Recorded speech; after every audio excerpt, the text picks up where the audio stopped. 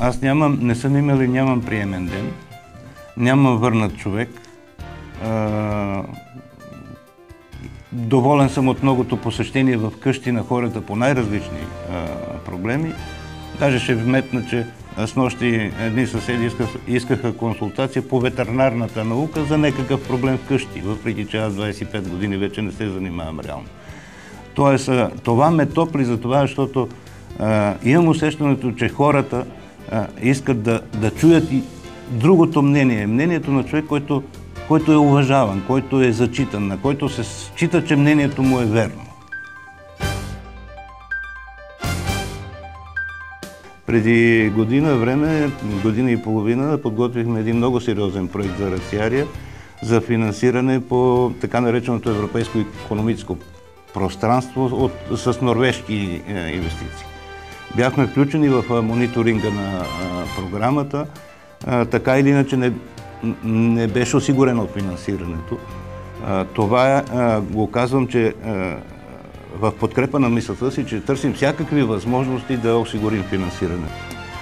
Древният град съществува. Той може да бъде видян и в момента, макар че туристическата атракция в момента е не толкова това, което сме съхранили от минало, колкото това, което сме разрушили.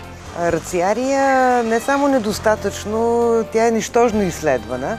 За съжаление, тъй като размерите на града надхвърлят най-смелите представи на всеки един археолог в България. Моите изследвания показват, че става въпрос за една територия поне от 300 хектара, която не е в състояние да бъде изследвана. Находките извират всяка година. Всяка година се попълват с невероятно количество и неща, които дори аз като изследовател на този район вече втора година не мога да си представя.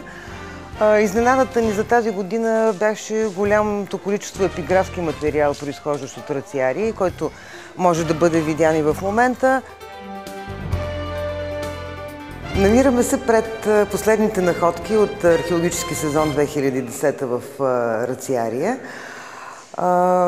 Надгробни и посветителни надписи, които регистрирахме в толкова голямо количество, че по моя преценка надминава последните 10 годишни сезони, извършени в цяла България. Тяхното количество е 8, като се има на предвид, че сезонът все още не е приключил.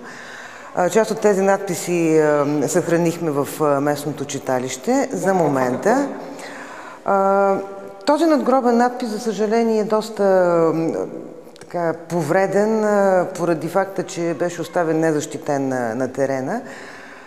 Е всъщност едно от малкото свидетелства за римски гражданин, който е принадлежал към колегията на августалите, т.е. обслужвал императорския култ. Това е вторият надгробен надпис, също принадлежащ на Августал, на колонията. Пропуснах да кажа, че и в надписа много добре се чете колония Рациария, името на града. Много типично е, между другото, този кантарус, съд, който излизат лозови клонки.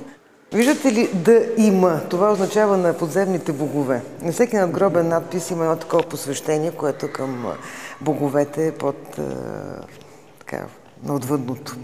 Това е, може би, най-интересната находка от този сезон. Представлява надпис, посветен на императора. И когато говорим за стойността на този град, Рациария, от научна гледна точка, въпросният надпис е с един от прекрасните примери, тъй като продължава посвещението на императорите, извършено от колегията на производителите в легиона. Тоест, поредното, макар и много рядко свидетелство за съществуването на сериозна военна единица на това място през римския период. Да, българите са успешни, но да, българите и не са успешни, защото част от истината за нас самите е погребана под земята все още. Може и да е необичайно, но ние ви срещаме и с дядо Живко, лисичката от село Орешец. Той е живял в 2 века и ето какво мисли за успеха от висотата на своите 97 години и натрупания житейски опит. Кажи, що ти викат лисичката? Имаше баба, която ни гледа, а она ми казва така: Сега се остави една копа боб, една копа кукуруз. Това ще събереш тук, това тук ради разсипе. Да занимавам, че я вземат покрай мене има кокошки. Стариците едат, а боба не едат. И гледам, они яди пущи му ни съберат боба. От тогава си носим това име, лисичката. Дедо Живко! Оп! О, здрасти! Здрасте! Как е? Как е живота? Много добре. Как съм бил млад, какво ли не е било сега. Сега съм стар да го. Така е. Живота е такъв. Сега съм отрътял. Не съм много стар, ама съм дърт. 77. Колко? 77. Я ги намалям да го. Коя година си се родил, бе? Ти да не си. 13-та година. Ага. 9 февруари. Това има тук един доктор да доди и ме лъже, че ще караш 100 години, и аз ще викам лилето да ти пее. Реко, дай дано. Реко, докторе, ще гледаш да ме не варне. Сега, какво ти кажа, моли, са успели от живота си богатите хора, кои са по-богати, по-съхрани, по-са живяли добре, са живяли по-добре. А видите, бедотията по-друго били.